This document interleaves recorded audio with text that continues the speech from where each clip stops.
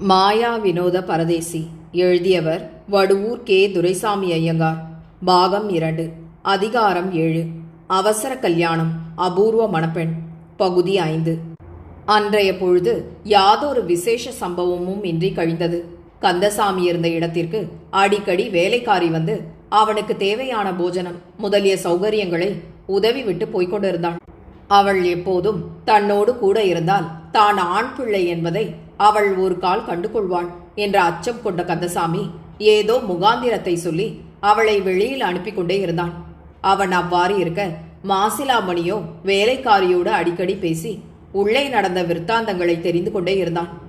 மனோன்மணியம்மாள் மகா அற்புதமான அழகும் வசீகரமான முகத்தேஜஸும் உடையவளாய் மகாலட்சுமியின் அவதாரம் போல இருப்பதாகவும் அந்த கல்யாணத்திற்கு அவள் அதிக ஆட்சேபனை சொல்லி இடையூறு செய்யக்கூடியவளாக தோன்றவில்லை என்றும் வேலைக்காரி மாசிலாமணியிடம் தெரிவித்தாள்.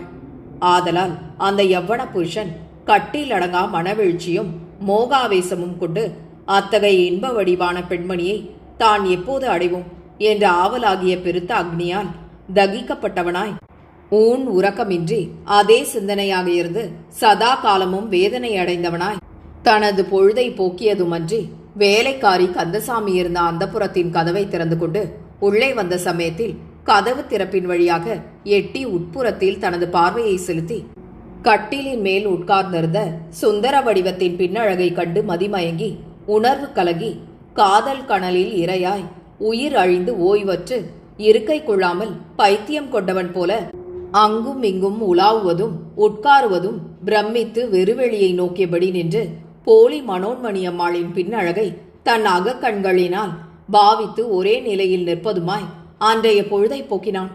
கந்தர்வ மாது போல் தோன்றிய மகா ஸ்லாக்கியமான வனப்பு வழிந்த அந்த மங்கை அவ்வளவு எளிதில் தனக்கு வசியப்பட்டு போனதை நினைத்து நினைத்து அவன் உருகி பாகாய் ஓடிக்கொண்டிருந்தான்.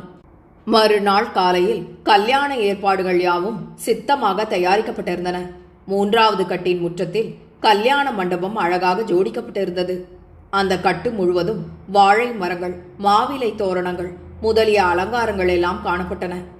இடும்பன் சேர்வைக்காரனும் அவனது கையாட்கள் சுமார் 30 வண்ணானிடம் இரவல் வாங்கிய ஜரிகை வேஷ்டிகள், பட்டு சொக்காய்கள், ஜரிகை தலைப்பாகைகள், ஜரிகை உருமாலைகள் முதலியவற்றை தரித்து விஜயம் செய்து தாழ்வாரங்களிலும் கூடங்களிலும் கண்ணியமாக வீற்றிருந்தனர்.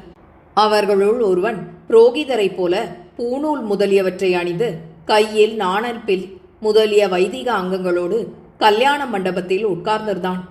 2வது கட்டில் இருந்தபடி வாத்தியக்காரர்கள் மேளம் வாசிக்க தொடங்கினர். மாசிலாமணி தன்னை நிரம்பவும் படோடோபமாக அலங்கரித்துக் கொண்டு தனது கட்டை கால் வெளியில் தெரியாதபடி இடுப்பு வஸ்திரத்தால் தனது கால்களை மறைத்துக் கொண்டு தோன்றி மனையின் மேல் அமர்ந்தான். முகூர்த்த காலம் வந்துவிட்டதென்று புரோகிதர் கூறி அவசரப்படுத்தவே வேலைக்காரிகளுள் இருவர் மேன் மாடத்திற்கு சென்று போலி மனோன்மணியை அழைத்து வரப்போயினர். அன்றைய தினம் காலையிலேயே வேலைக்காரிகளின் வற்புறுத்தலுக்கு இணங்கி கந்தசாமி உயர்ந்த ஆடை ஆபரணங்களை அணிந்து தலை முதல் கால் வரையில் வைரக்கற்களும் ஜரிகைகளும் பட்டும் பின்ன அப்சர ஸ்திரீ போல விளங்கி கொண்டிருந்தான். ஆதலால் அவன் வேலைக்காரிகளால் நடத்தப்பட்டு குனிந்த தலையோடு நாணி கோணி கட்டை விரல்களை பார்த்தபடி அன்ன நடை நடந்து கல்யாண மண்டபத்திற்கு வந்து சேர்ந்தான். அவனை இப்போது நன்றாக பார்த்த மாசிலாமணி சகிக்க முடியாத மனப்பூரிப்பும் பரவசமும் அடைந்து ஆனந்தமயமாக வீற்றிருந்தான். அவனது இருதயமும் மார்பும் சந்தோஷ பெருக்கை தாங்க மாட்டாது படீர் என்று வெடித்து போய்விடுமோ என்று நினைக்கத்தக்க விபரீத நிலைமையில் இருந்தன. அவனது தேகம் விண்ணில் பறந்து ஸ்வர்கலோகத்தை தரிசித்து வருவது போல தோன்றியது. அப்போதைக்கப்போது அவன் தனது கடைக்கண்ணால் அந்த இன்ப வடிவத்தை பார்த்து பார்த்து உவகை பூத்து பேரின்ப வசந்தனாய் விளங்கினான். கந்தசாமி அரை மனதோடு அந்த கல்யாணத்திற்கு இணங்குகிறவன் போல நடித்தபடி நாணி கோணி மனை மீது உட்கார்ந்து தலை குனிந்து தங்க விக்கிரகம் போல வீற்றிருந்தான்.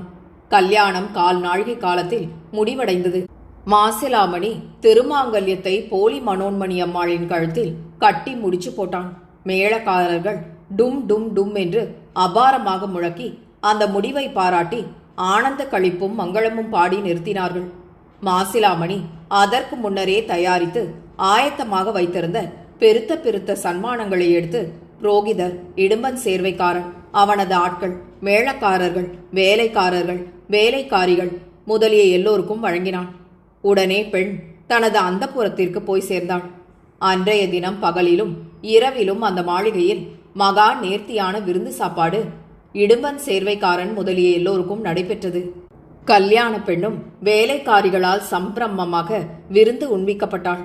மாசிலாமணியோ தனது பூத உடம்போடு மோக்ஷலோகத்தை அடைந்தவன் போல தோன்றியதன்றி பசி, தாகம் முதலிய எவ்விதமான தேகபாதையும் அற்றவனாய் மனோன்மணி மனோன்மணி என்று சதா காலமும் ஜெபம் செய்து மறுநாளே இரவு எப்போது வரும் வரும் என்று ஆவலோடு எதிர்பார்த்திருந்தான்.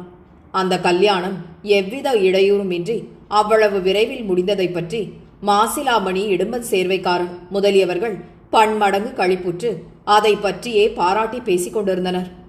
தாங்கள் அப்படி செய்ததனால் பட்டாபிராம பிள்ளை முதலிய தமது எதிரிகளை தண்டித்ததோடு மகா அற்புதமான அழகும் கல்வி முதிர்ச்சியும் நிறைந்த பெண்மணியான மனோன்மணியை சுலபத்தில் அடைந்து விட்டதை பற்றி அவர்கள் இரட்டிப்பு குதூகலம் அடைந்தவராய் பொழுதை போக்கினர். மறுநாள் ஆகிய செவ்வாய்க்கிழமை வந்து சேர்ந்தது. மலை போல வளர்ந்த அன்றைய பகற்பொழுது எப்பொழுது தொலையப் போகிறது என்று நினைத்து மனோன்மணியை பற்றியே பகற்கனவு கண்டுகொண்டு மாசிலாமணி இன்பமும் துன்பமும் ஒரே காலத்தில் வதைப்பதான விபரீத உணர்ச்சியை பெற்றவனாய் ஆவலே வடிவாக வீற்றிருக்க, அப்போது அவ்விடத்திற்கு வந்த இடும்பன் சேர்வைக்காரன், என்ன எஜமானே, நாம் செய்த காரியத்தில் ஒரு பெருத்த தவறல்லவா நேர்ந்துவிட்டது. இதோ பாருங்கள், இது பட்டணத்தில் நேற்றைய தினம் வெளியான சமாச்சார பத்திரிகை. பட்டாபிராம பிள்ளை வீட்டிலிருந்து நாம் பெண்ணை அபகரித்து வந்த விஷயம் இதில் வெளியிடப்பட்டிருக்கிற மாதிரியை பாருங்கள் என்று கூறிய வண்ணம் தனது கையில் இருந்த சமாச்சார பத்திரிகையை நீட்ட, அதை கேட்டு திடுக்கிட்ட மாசிலாமணி பத்திரிகையை வாங்கி அதன் ஒரு மூலையில் வெளியிடப்பட்டிருந்த செய்தியை படித்தான். அது அடியில் வருமாறு எழுதப்பட்டிருந்தது. ஓர் அதிசய சம்பவம். சென்னையில் பெரிய கலெக்டர் உத்தியோகம் பார்த்து வரும் பட்டாபிராம பிள்ளை என்ற கணவானும் அவரது ஒரே புத்திரியும் புரசைப்பாக்கத்தில் ஒரு பெரிய பங்களாவில் இருந்து வருகிறார்கள்.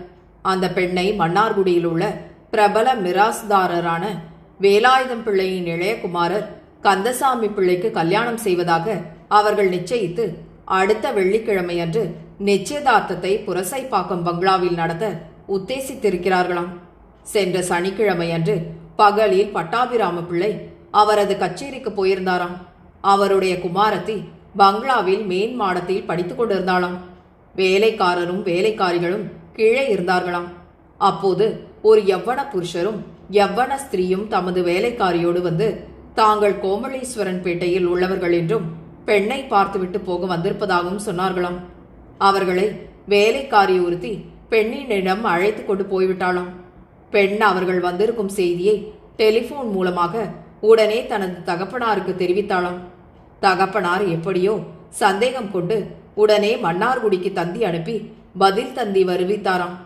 பதில் தந்தியில் வேலாயுதம் பிள்ளை தமக்கு மைத்துனியே யாரும் இல்லை என்றும் வந்திருப்பவர் ஒருவேளை தமது பகைவரை சேர்ந்தவர்களாக இருக்கலாம் என்றும் ஜாக்கிரதையாக நடந்து கொள்ளும்படிக்கும் எழுதியிருந்தாராம்.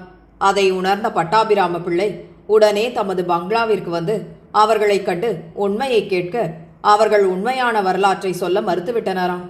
ஆகவே பட்டாபிராம பிள்ளையும் போலீசாரும் சேர்ந்து விருந்தாளியாக வந்தவர்களை தனித்தனியான 2 இடங்களில் அடைத்து பூட்டி வைத்திருந்தனராம். அன்றைய தினம் இரவு 12 மணி சமயம் இருக்குமாம். சுமார் 15 முரட்டாட்கள் திடீரென்று பங்களாவில் நுழைந்து பட்டாபிராம பிள்ளை காவல்காரர்கள், வேலைக்காரிகள் முதலிய எல்லோரையும் அடித்து கட்டி போட்டுவிட்டு மேன் மாடத்திற்கு போய் அவ்விடத்தில் ஒரு அறைக்குள் அடைத்து வைக்கப்பட்டிருந்த விருந்தாளி பெண் பிள்ளையான யவ்வன ஸ்திரீயை விடுத்து கொண்டு போய்விட்டார்களாம். அவர்கள் போன இடத்தை கண்டுபிடிப்பதற்குரிய எவ்வித தகவலும் கிடைக்கவில்லை. விருந்தாளியாக வந்தவர்கள் தம்மோடு கூட அழைத்து வந்த வேலைக்கார பெண் பிள்ளையும் காணப்படவில்லை. அவளையும் முரட்டு மனிதர்கள் அழைத்து கொண்டு போனார்களா என்பதும் அல்லது இரவில் ஏற்பட்ட சந்தடியில் அவளே தப்பித்து வெளியில் ஓடி போய்விட்டாளோ என்பதும் தெரியவில்லை. ஆனால் இதில் இன்னொரு முக்கிய சங்கதியும் நடந்திருக்கிறது.